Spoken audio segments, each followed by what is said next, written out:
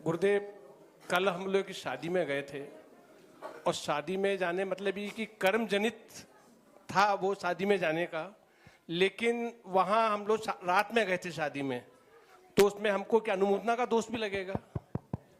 देखो, एक बात मैं बोल रहा हूँ और कान खोल के सुनो। आप लोगों को थोड़ी कड़ी लगेगी। आप रात्रि भोजन के त्यागी हो और किसी रात्रि भोज में सम्मिलित हो रहे हो या किसी भी वैवाहिक कार्यक्रम में आप शामिल हो रहे हो, तो उस पूरे कार्यक्रम का अनुमोदन आप कर रहे हो कि नहीं कर रहे हो? आप वहाँ किसी चीज का सेवन करो या ना करो, आपने उपस्थिति दर्ज की तो आप उसके अनुमोदक बन गए। ओम, पीछे से करिए, पीछे से और पीछे। अनुमोदक आप बने कि नहीं? तो आप अच्छे और बुरे जैसे कार्य की अनुमोदना करोगे तदनुरूप पुण्य पाप आपके साथ जुड़ेगा कि नहीं? तो आप किसी वैवाहिक कार्यक्रम में गए हैं, वहाँ यदि किसी भी प्रकार का अनाचार हो रहा है तो आप उस अनाचार की अनुमोदना जन्य पाप के भागीदार हो। आप लोग लोक व्यवहार में अन्य बातों को गौण करके चले जाते हो, लेकिन आप इससे बच नहीं सकते।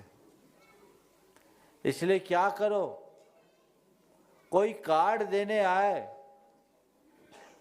उससे अत्यंत विनम्रता से कहो, भैया तुम्हारे कार्यक्रम के लिए मुझे बहुत खुशी है कि तुम्हारे घर ऐसा कार्यक्रम हो रहा है, लेकिन माफ़ करना मैं आ नहीं पाऊंगा क्योंकि आपका कार्यक्रम रात में हो रहा है। साहस दिखाइए, सब बंद हो जाएंगे। अब आप लोगों की स्थिति तो ये बन गई है, कहीं शराब भी बट रहे हैं तो आप वहां जा रहे हैं और सराह रहे हो कि बहुत अच्छा कार्यक्रम हो रहा है। जागरूकता होनी चाहिए। अभी एक भाई ने बोला, महाराज जी हम दिन में खाने वाले लोग किसी के यहाँ चले जाएं तो ऐसा लगता भिखारी बन के गए। तो हमने कहा भिखारी बनने गए क्यों?